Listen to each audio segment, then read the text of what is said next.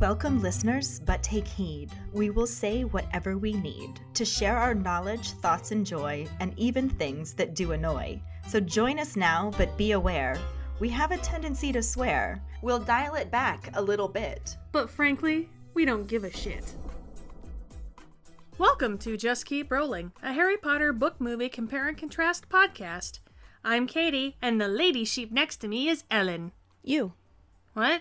No, not me, you. No, a lady sheep is called a you. No, I'm calling you a lady sheep. No, that's not...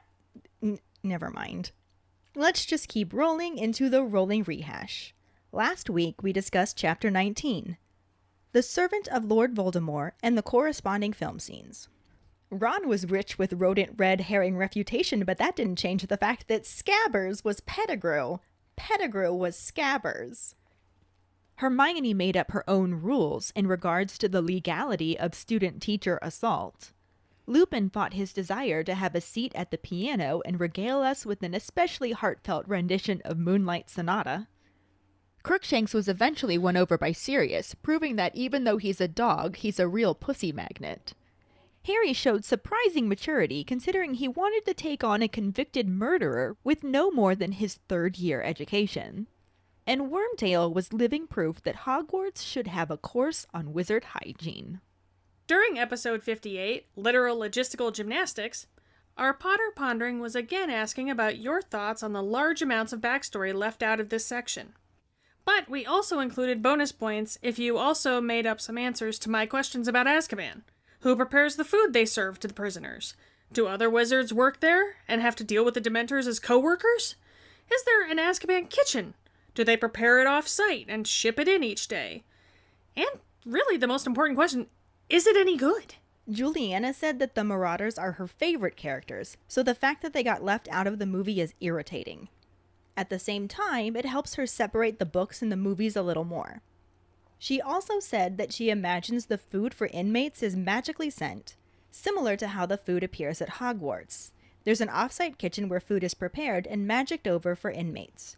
Aurors and ministry officials occasionally visit, but never for too long. Quincy said that he was personally upset about the missing backstory. Cinematically, all of the movies are beautifully shot, but let's be real. Unless you've read the books, you have no fucking idea what's going on. As far as Azkaban, he would think that there are wizards who work there just to keep an eye on the Dementors and feed the prisoners. He thinks it would be a bleak job, but there must be a few bleak jobs in the wizarding community. Jackson said that he didn't like that they left so much out. All of that info is pretty vital, especially the Secret Keeper parts, and why Wormtail became a Death Eater. As for the food at Azkaban, he always imagined it would be bread and water.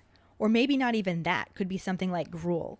He thinks it would be brought into the prison by wizards who simply leave it for the Dementors to give to the prisoners, and he doubts it would be good at all. It would barely be edible. Carly said that she obviously hates the backstory being left out. It's so frustrating. Folks who are watching the movies are genuinely and completely confused about how Remus and Sirius relate to the bigger plotline of the story. As far as food, she assumes Azkaban gets weekly shipments of protein stuff, bread, and fresh water. Carly also gave us a phenomenal idea for a new item to put on our online store and our cooking show. So I'm going to start working on that, and we will let you know more about it as I make progress on it. Ooh, I'm excited. You should be. Our trivia question last week was, what is Harry's happy thought as he attempts to conjure a Patronus to drive off the hundreds of Dementors attacking them just after Pettigrew escaped? Harry thinks of Sirius inviting him to live with him and how he will get to leave the Dursleys. I mean, does it get much happier than that? No. Exactly. But as we will see this episode, it doesn't do a ton of good against hundreds of Dementors. Anyways, congratulations again goes to Mike Riley. This is his second week in a row, which makes it the official start of a streak. Yep. I can't wait to see what happens this week. Will Mike continue his streak? Will someone else break it? Your guess is as good as mine. For now, let's just keep rolling into Chapter 20, The Dementor's Kiss, and the corresponding film scenes. Chapter 20, The Dementor's Kiss. The strange group is leaving the Shrieking Shack through the tunnel with Crookshanks at the lead, followed by Pettigrew, who is manacled to Lupin and Ron, an unconscious Snape being floated along by Sirius, and then Harry and Hermione. It is awkward and slow going for the group when Sirius asks Harry if he knows what turning Pettigrew in means. Harry says that it means he will be free, but Sirius explains that he was appointed Harry's guardian if anything happened to his parents. He tells Harry that he would understand if he did not want to live with him, but Harry is overwhelmed and excited, asking if Sirius has a house, when can he move in? Sirius is almost in disbelief that he would want to live with him.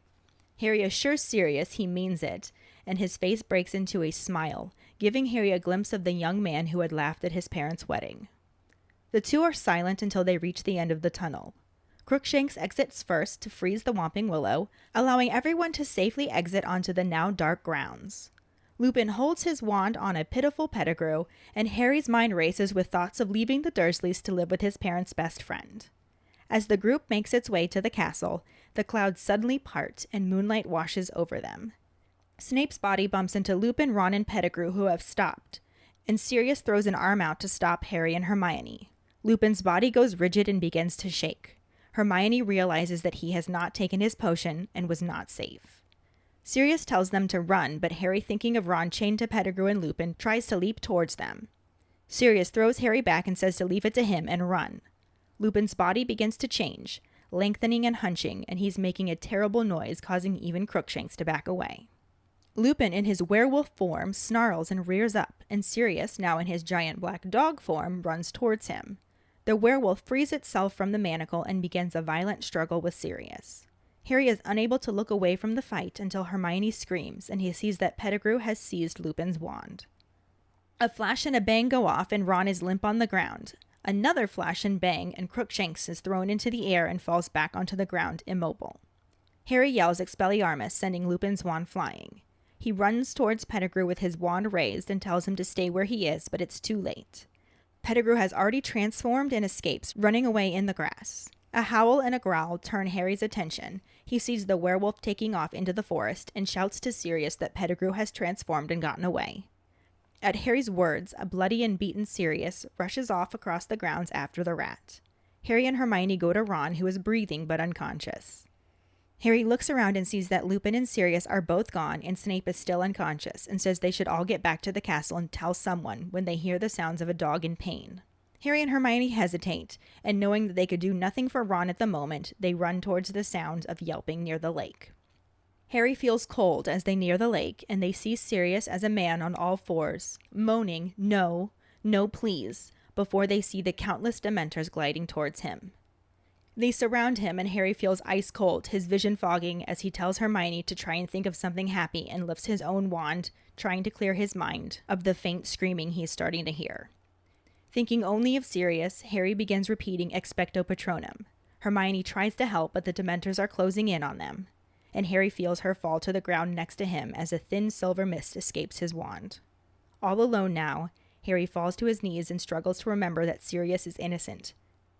He's barely able to repeat the incantation, but manages to hold back one of the Dementors with his misty Patronus. Harry feels and hears the rattling breath of the Dementor surrounding them, and the nearest one lowers its hood with rotten hands, revealing gray, scabby skin and a gaping hole of a mouth. Paralyzed by fear, Harry's Patronus disappears, leaving him blinded by fog and hearing the screams of his mother. He finds Sirius's arm before he begins to feel his face being forced towards the Dementor's foul mouth. Through the fog filling his vision, Harry sees a silvery light growing brighter, and he collapses, barely able to open his eyes. The light begins circling them, and the screams of his mother fade as the air grows warmer. Harry manages to look up and see a silver animal gallop across the lake and stop next to somebody who looked very familiar, but somebody it couldn't be. Completely drained and unable to hold his head up or think any more, Harry faints and falls to the ground. The movie scene starts out with Harry and Sirius helping Ron walk down the stairs in the tunnel under the Whomping Willow as Hermione walks behind them. Sirius apologizes to Ron for the bite, saying he reckons it twinges a bit. Ron doesn't seem to think a bit quite covers it, telling Black that he almost tore his leg off. Sirius tells him that he was going for the rat, and he normally has a very sweet disposition as a dog, and more than once James actually suggested that he make the change permanent. Sirius confides in them that the tail he can live with, but the fleas are murder. They exit the tree and help Ron sit down near the base of it. Harry and Hermione kneel down next to him as Sirius walks off a bit, looking towards the castle. Hermione and Ron encourage Harry to go talk to him, and he follows after him as Hermione stays back to check on Ron's leg. She tells him that it looks really painful, and Ron agrees that it is, saying they might have to chop it. As they continue discussing his leg, Harry approaches Sirius, and the two look up at the castle. Sirius calls it beautiful and says that he will never forget the first time he walked through the doors, and that it will be nice to do it again as a free man. He tells Harry that saving Peter was a noble thing, and he doesn't deserve it. Harry explains that he just didn't think his dad would want his two best friends to become killers, and dead, the truth dies with him, but alive, he's free. In the background, Lupin is holding Pettigrew at one point as they emerge from the Whomping Willow. Pettigrew is pleading with Ron and Hermione to help save him, so he isn't left to the Dementors. Harry and Sirius briefly look back over at them, then return to their conversation. Sirius tells Harry that he doesn't know if he knows, but Sirius is his godfather, and offers for Harry to go and live with him, saying he would understand if he wanted to stay with his aunt and uncle.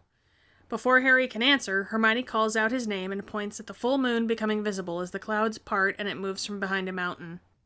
The camera focuses on Lupin's face as the moonlight touches him and zooms all the way into his eye, showing the reflection of the full moon in his pupil as it dilates, and the iris shifts from blue to green, and his eye becomes bloodshot. The camera zooms back out as Sirius runs to Lupin, who is beginning to transform. Sirius reaches him, asking if he has taken his potion, and reminding him of who he truly is as he holds him back. Harry rushes to his friends, and he and Hermione help Ron up. Lupin drops his wand, and Pettigrew snatches it up, pointing it at his own head. Before he can cast anything, Harry disarms him, sending the wand spinning out of his hand. Instead, Pettigrew gives a very rat-like smile and waves as he transforms back into a rat, leaving his clothes in a pile on the ground and runs off. Harry starts to go after him, but Hermione grabs his arm and pulls him back as Sirius and Remus continue to struggle. The camera focuses on Lupin's nails as they become pointed, and cuts to his screaming face before shifting around to his back. His jacket tears off and his legs elongate as he transforms into a humanoid wolf and throws Sirius out of sight. He hunches over, whimpering, and Hermione cautiously takes a few steps towards him and calls him Professor Lupin. He looks up at her and hesitates for a second before howling up at the full moon. As Ron whimpers, "Nice doggy, nice doggy," the werewolf begins walking towards them. Snape exits the Whomping Willow and gets in between the trio and the werewolf without even noticing him at first. He starts to lecture Harry before he is quickly distracted by the growl of the werewolf and turns around, this time deliberately putting himself between Lupin and the kids. The werewolf slashes at him, knocking all four of them to the ground, and rears back to slash again when he is tackled by Sirius in his dog form. Snape keeps Harry, Ron, and Hermione behind him as Lupin and Sirius continue to battle in their animal forms. The werewolf knocks the large black dog backward and turns back towards Snape and the trio. Getting back up, the dog lunges at the werewolf's arm and diverts his attention, running off and leading the werewolf after him. Harry calls out Sirius's name and darts around Snape to run after him. He pauses to watch as the werewolf lifts the dog up in the air and throws him into a rock. The dog gets back up, but before he can fight any more, Harry runs forward and throws a rock at the werewolf, who immediately turns toward him.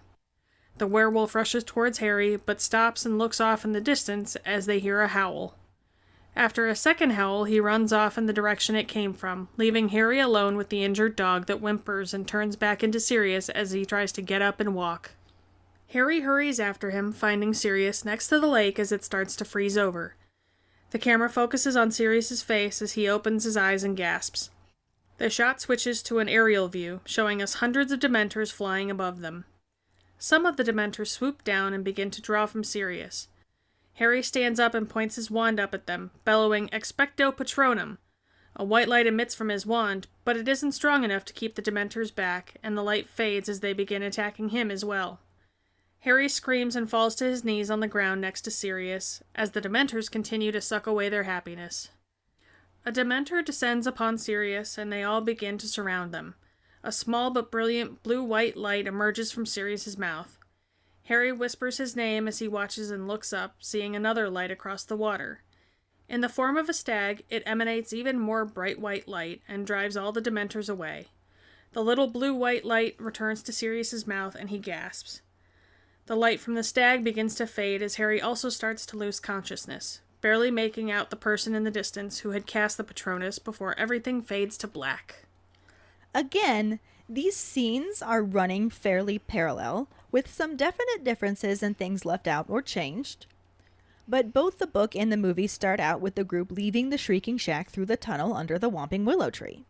The movie shows Sirius and Harry helping Ron walk down the stairs in the tunnel due to the bite on his leg that Sirius apologizes for. I'm intrigued that Ron had more of a reaction to a dog bite than his pet of 12 years turning into a grubby old man. Like, really. The movie could have given him some sort of reaction to the wormtail reveal. Yeah, in the previous chapter of the book, he was horrified and disgusted because he'd let him sleep in his bed. Mm-hmm. But the movie changed things from how the book had it. Oh, shocker. Yeah, I know. One difference is that Crookshanks was in the scene leading the way through the tunnel. Ron's leg had been strapped up because it was broken and not bitten, so he was able to walk on his own, and he and Lupin were manacled to Pettigrew so he wouldn't escape. Which they did not do in the movie scene. It doesn't even show Lupin and Pettigrew in the opening of the section. They arrive a bit later in the scene. And they also just leave Snape out until later, too. Mm-hmm. In the book, they decided to leave him unconscious until they got him back to the castle, so that left Sirius in charge of guiding his floating body down the tunnel, and he doesn't care enough to make sure that Snape's head doesn't keep banging into the low ceiling of the tunnel. Which, even if they had included Snape in this part of the movie scene, they couldn't have done that because the tunnel didn't have low ceilings. Another noticeable change from the book to the movie is that in the book, the conversation between Harry and Sirius about Pettigrew's capturing, meaning Sirius is free, and his invitation for Harry to come live with him happens on the walk through the tunnel. Yeah, the movie definitely set that up differently, and put it a little bit later on, so we'll go more into that when we get to that part. In the movie, the only conversation in the tunnel centered around Sirius apologizing to Ron for biting his leg, and explaining that he normally has a very sweet disposition as a dog, to the point that more than once James suggested making the change permanent. He also confides that the tail he can live with, but the fleas are murder. I get that this was supposed to be funny, but ew. Also, why would turning into a dog automatically mean he has fleas? Because if he did get fleas as a dog, would they just magically go away when he returned to human? I don't know. Maybe he's more likely to roll around in flea-infested areas as a dog than he is as a human. Like, if he gets fleas as a human, they're probably easier to clean off of him. My cats got fleas one time, and I didn't realize it until, I took them with me to go visit my parents, and I noticed that they had fleas while I was there. So I bathed them there, and then we were gone the whole week, and I got back to my apartment, and my apartment had so many fleas in them. Ew. That I walked through my living room, and there was 20 on either leg, and I just sort of panicked and started vacuuming them off my legs. But yeah, so when I think of fleas, that's what I automatically think of. It was traumatizing, and I have a really hard time finding that comment funny because I remember being covered in fleas, and I'm just like, oh god, no. Why would you go there? Were they murder? Is that what you're telling me? Were the fleas They were murder. They were murder. But then they exit the tunnel and help Ron sit down right next to the Whomping Willow, which is just all of a sudden magically still, 'cause, why not? Never mind the fact that every other time anything goes near it, it goes full-on murder tree. It goes on a murdering tree. Like a murdering spree? Uh-huh. The book had Crookshanks exit first and hit the knot to freeze the tree so that it would be safe for everyone else to exit. And I prefer that because it was really inconsistent that the movie took this tree that they had clearly established as a tree whose bite is actually worse than its bark by having it rip anything that comes near it limb from limb. Then it decides it's going to branch out in a completely different direction and turn it into a normal tree. The root of the problem here is the inconsistency.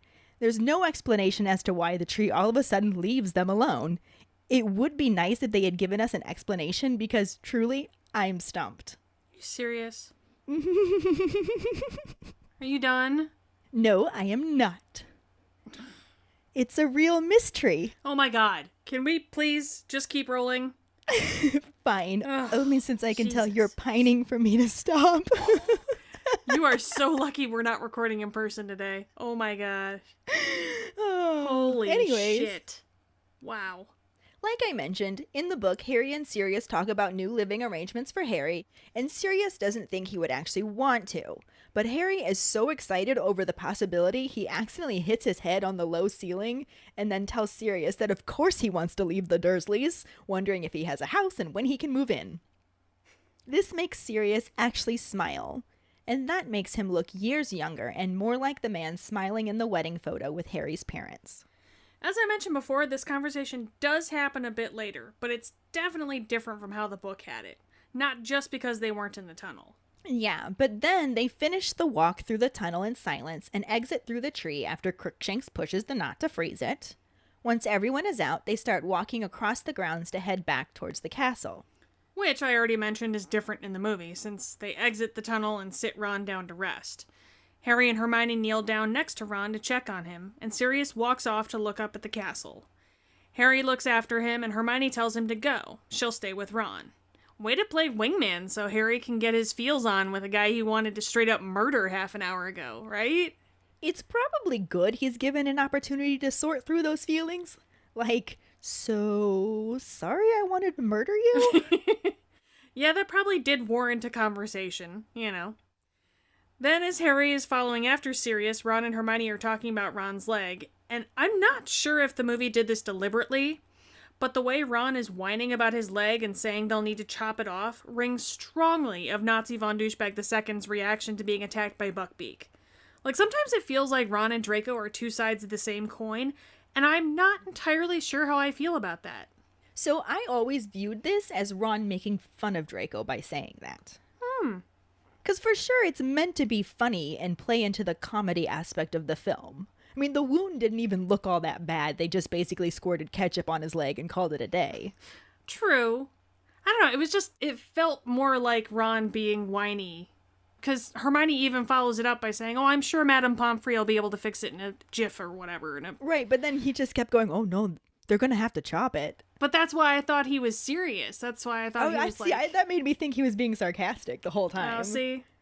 Yeah, that's funny. I always took it as him being serious. Well, No, he he's wasn't not serious, serious, he's he's Ron. But I always thought he was being legit, though. Just the way he's looking at it and the way he was bitching to Sirius in the tunnel about, you almost took my leg off, and all that shit. Like, it just kind of felt like it was just him being a whiny bitch. And it just felt so much like when Draco was milking it. Yeah, but Sirius had said, I imagine that twinges a bit. And I'm like, you know it hurt. Like, it obviously hurt. So the whole, like, a bit, like, Yeah. he's Ron, he's the comic relief, especially in the movies. So I just felt like they took that opportunity to poke some fun at Malfoy. And it didn't seem sincere. That's an interesting way of seeing it. I never He just really looked thought about really it that like, way. no, they might have to chop it. Like, I don't know. Like, I did not take it as him really thinking they were going to cut off his leg at all. I thought he was just giving us a little flashback on how ridiculous Malfoy was being, but to be funny. Interesting. It doesn't really matter. That's not how it happened in the book. You know, there is that. However, it is part of the movie, and this is the part of the film where Sirius invites Harry to live with him.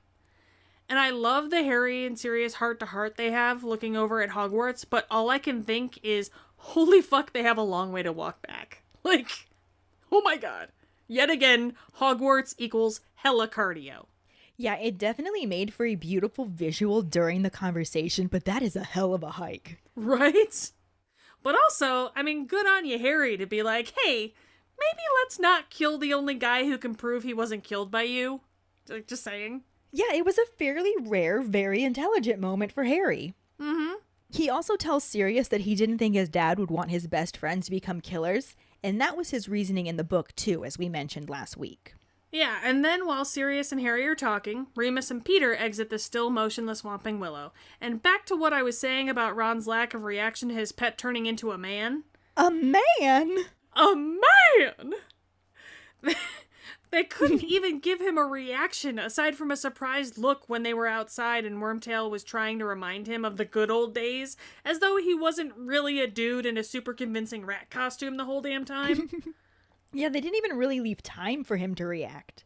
Peter started pleading with Ron, then immediately with Hermione. It was a bit reminiscent of the previous book chapter when he did exactly that, but they were both given time to properly react in the book. Mm-hmm. In the movie, it was a bit more shoehorned in and completely interrupted Harry and Sirius's conversation. Which it does cut right back to. And the moment Sirius mentions Harry moving in with him, my heart breaks so hard. Just so hard. Firstly, because Sirius's look of trepidation. Like, he's desperately trying to keep his cool, but you can tell he has no chill whatsoever. Like, he doesn't want to try too hard, but you know goddamn well if he were in dog form, his tail would be wagging like crazy. 'Cause he's such a good boy. Who's a good boy? Who's a good boy? Sirius is. Badfoot's a good boy. Actually, sometimes when I get really excited about things, I literally wiggle my butt and pretend like I have a tail that I'm wagging. So now I'm imagining crazy Gary Oldman just wiggling his butt during this scene. Oh, God, it doesn't surprise me that you wiggle your butt. No, it shouldn't surprise anybody. I feel like just from listening to this podcast, you guys even are not surprised. Everybody knows that I wag my tail when I get excited. You're a butt wiggler. Everybody knows. We can hear it in your voice, Ellen. I'm wagging my tail. Stop making fun of me. Not making fun, just pointing it out. Also, secondly, Harry's moment of light at the end of the tunnel excitement at the prospect of not having to go back to the Dursleys is just beyond adorable. Yeah, I was a little bummed that Harry never got to give him an actual answer in the movie like he did in the book. It was just such a sweet moment that showed how close Sirius was with James, considering how happy it made him that Harry wanted to go live with him. Yeah. However, knowing how it turns out and how that must have absolutely crushed both parties, it just feels like letting a Dementor get to second base. Yeah, it's like a really fucked up game of 7 minutes in heaven. Or hell in this case. Yeah, hell for a spell. Yeah, that tracks, sure. But anyway, you're right, Harry never does get to answer Sirius, because Hermione interrupts when she calls out his name because of what is going on with Lupin. So, it's obviously been nighttime for a while, so why does Lupin only start to transform when the clouds part? Like, shouldn't it have started when the moon came out to begin with? Does a werewolf have to be exposed to direct moonlight to transform? And if that's the case, shouldn't he be safe from transforming if he's inside a windowless room or on an overcast night or something? I think our Potter pondering could center around this. It's also actually a little similar to the book, where the clouds part, revealing the full moon, and Lupin goes rigid and begins to shake. My best guess is that the transformation occurs at a certain point that the full moon hits the sky. Like it's a certain time that is officially the full moon. Yeah. And that just happened to conveniently be as the clouds parted for dramatic effect. I guess so. That still seems very weird, but I mean, hey. That's why I think we should get other people's opinions too. Definitely. I really need it. The film, of course, dramatizes the transformation a little bit, but in the process creates a really cool visual with the way the moon reflects in his pupil and his eyes change. Oh yeah, that was really cool. Mm-hmm. Sirius comes running up asking if he's taken his potion, and this is the only time the potion was mentioned in the film. Which is also a completely inaccurate use of the potion, since it seems highly unlikely that Sirius would even know that there was a potion Lupin was taking, as it hadn't been invented before he went to Azkaban. In the book, it was Hermione who remembers that he hadn't taken his potion, as Snape had mentioned it before they overenthusiastically disarmed him. He shot him across the room? Yeah. That's one way to put it, yes. Overenthusiastically disarmed them. I mean, that's what they did. It didn't end well for Snape, but... Anytime I knock someone on their ass, I'm just going to say, oh, sorry, I overenthusiastically hugged you. Do you knock a lot of people on their asses? I mean, it happens from time to time. I've got a big ass. It knocks over a lot of things. But Sirius also tells Lupin to remember where his heart truly lies as he holds him back during the transformation. Harry hurries over to Ron and Hermione, and around the same time, Lupin drops his wand. In the book, Sirius tells them to run, but they can't because Ron is chained to Pettigrew and Lupin. Sirius tells Harry to leave it to him, and as Lupin's head and body lengthen, Sirius transforms into the large black dog. The werewolf pulls itself free of the manacle, and the dog grabs him by the neck and pulls him away from Ron and Pettigrew, leaving Lupin's wand behind on the ground. In both, Pettigrew goes after Lupin's dropped wand, and I want to know why the fuck movie Pettigrew takes a jazz stance when he picks up the wand. Like, is he practicing for a musical? Was his charms teacher Bob fucking Fosse? Maybe. He had jazz hands, for fuck's sake. Well, in the book, it doesn't sound like he struck a pose. He immediately attacked Ron and Crookshanks before Harry is able to disarm him. Harry disarms him in the movie, too, and, again, he uses Expelliarmus, and all it does is flick the wand out of Pettigrew's hand. I feel like this would have been the most opportune time for that spell to go all crazy Gary Oldman and knock Wormtail on his ass. Right? Right? But then he wouldn't have been able to transform, which is exactly what he did next in both the book and the movie. In the book, around the same time, the werewolf knocks Sirius down and runs off into the woods himself. Harry yells to Sirius that Pettigrew transformed and got away, and the bleeding dog scrambles back up and runs after him.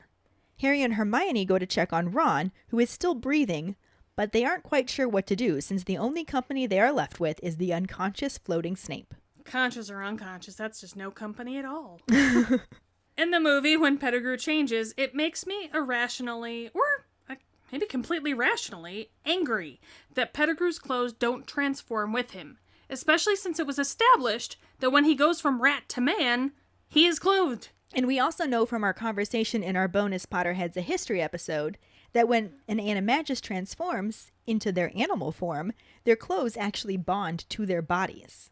So it makes perfect sense that when he went from rat to man, he had clothes appear. Yeah. And it does not make perfect sense that when he goes from man to rat, the clothes stay behind. If he transformed with clothes on, he better damn well take those clothes with him when he transforms back, or vice versa. Mind you, not that I want to see a bare-ass naked Timothy Spall.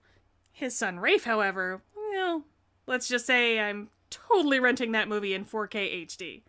But I digress. Yeah, just a little, but let me know when you rent it. I'm good now. Thanks. The movie actually focuses more attention on the struggle between Lupin and Sirius in their animal forms, which isn't surprising at all considering the action of it. Another big difference is that when Lupin initially transforms, he knocks Sirius backwards and stands kind of hunched over quietly, just breathing, and Hermione slightly approaches him and addresses him as Professor Lupin, in the hope that he still is Lupin in there somewhere. Yeah, that definitely didn't happen in the book. Nope. Although I do love Ron in the background just going, bad idea, bad idea.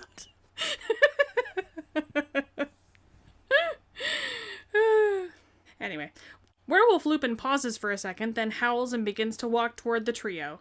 At this point, Snape, who they apparently had just left unconscious back in the Shrieking Shack, emerges from the Whomping Willow and somehow doesn't notice the werewolf at all. Well, of course not. Snape is totally in tunnel vision mode. Harry attacked him. He must retaliate. Sorry. Tunnel vision. That's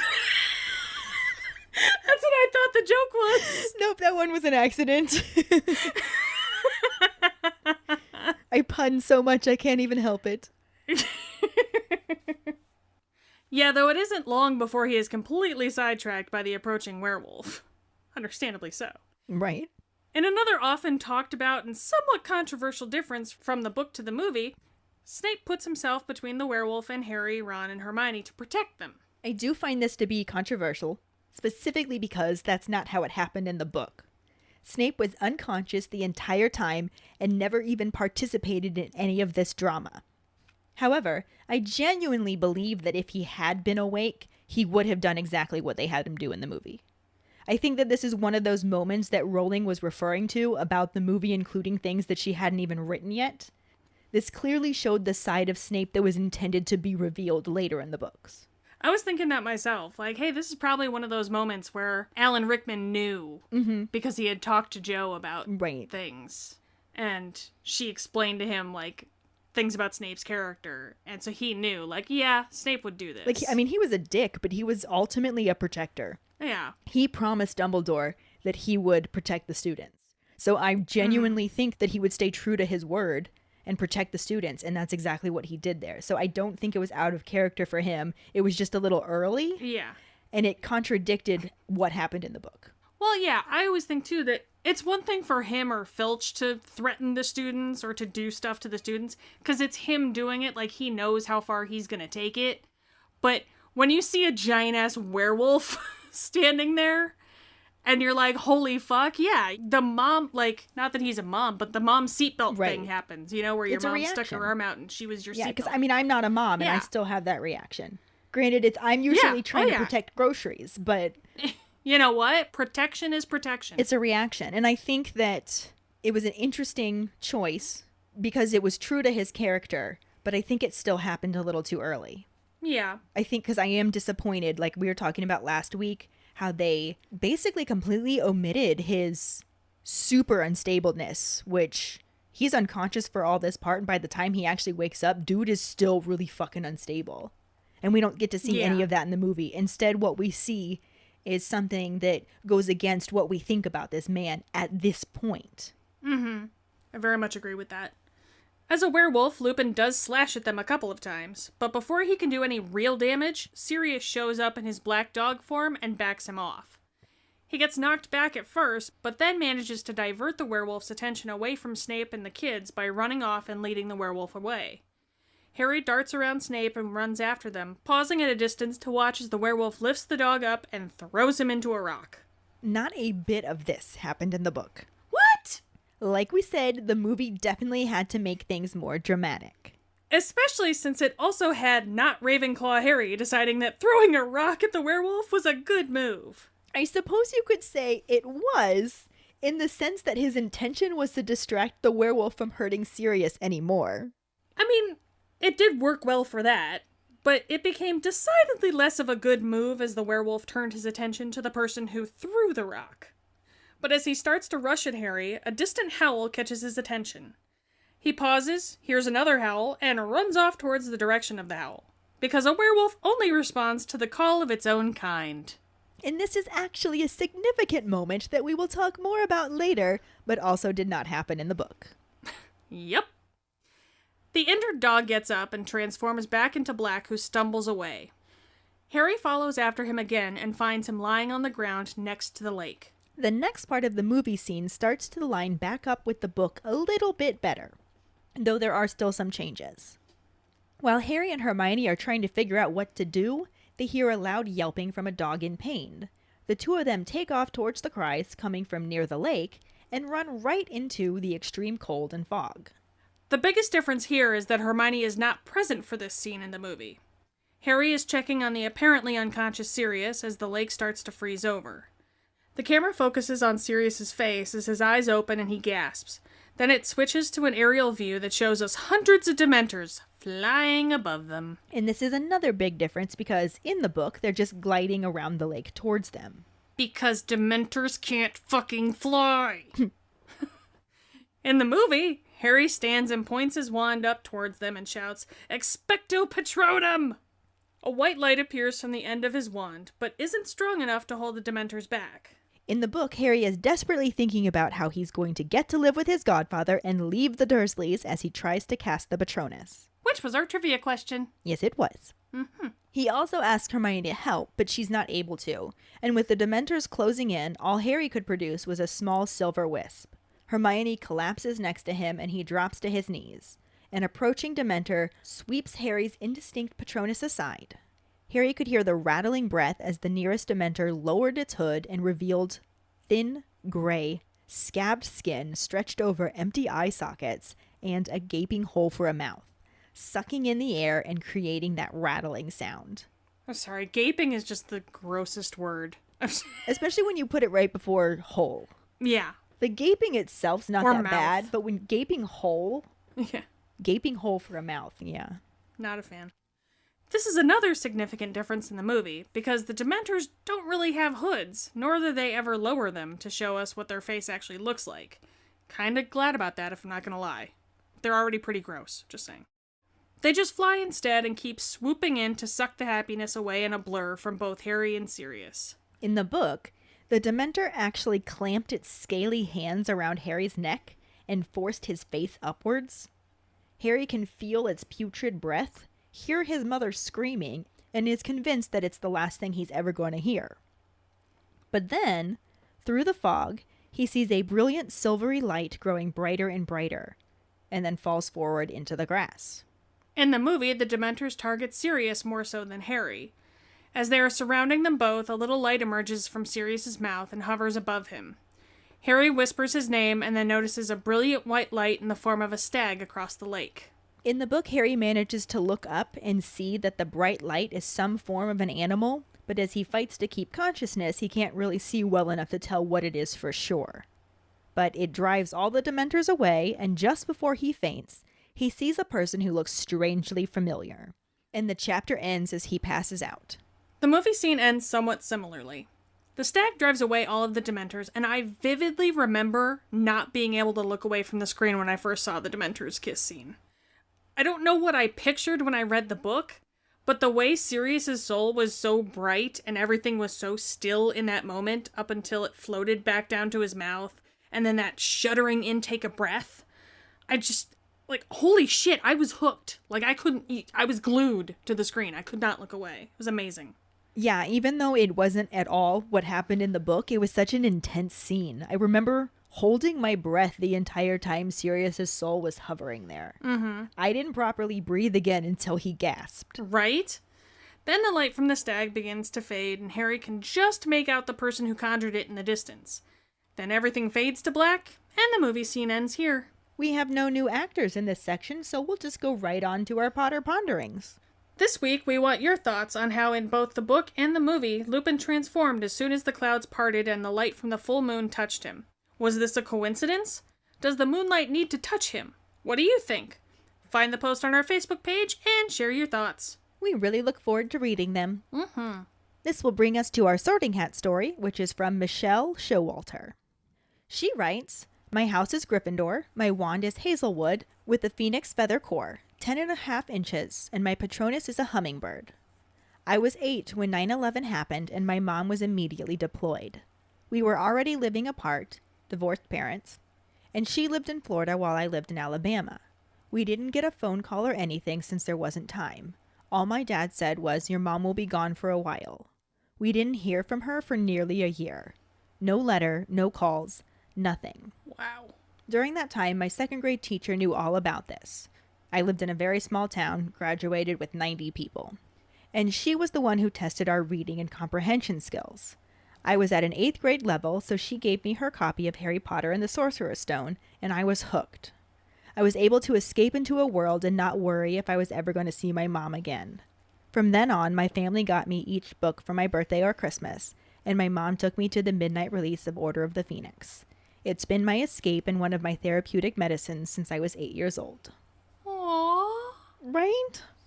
Thank you so much for sharing your Sorting Hat story with us, Michelle. I love that. Thank you so much. And if any of you other keepers out there listening would like us to read your Sorting Hat story on a future episode, you can email it to us at justkeeprolling@gmail.com.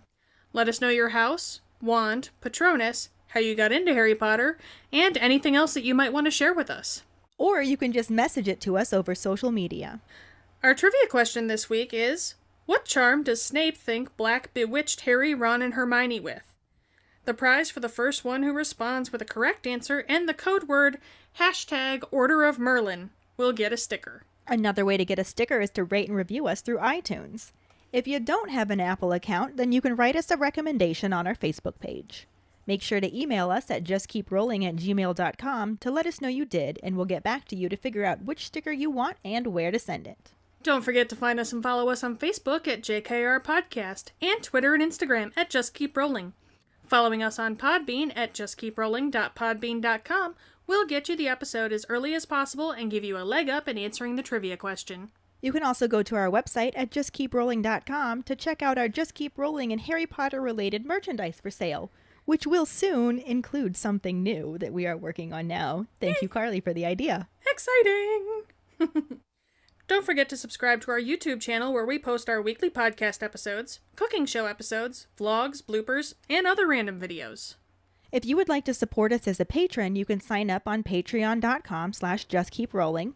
$2 and up a month will get you some awesome perks, like Just Keep Rolling swag, access to patron-only Facebook groups, chats, our Discord channel, virtual hangouts, and more. As always, any support you can give is greatly appreciated. And join us next week when we talk about the first half of Chapter 21, Hermione's Secret, and the corresponding film scenes. Thanks for listening. We hope you hear us again. I'm Keighty. I'm Ellen. Until the next time, just keep rolling.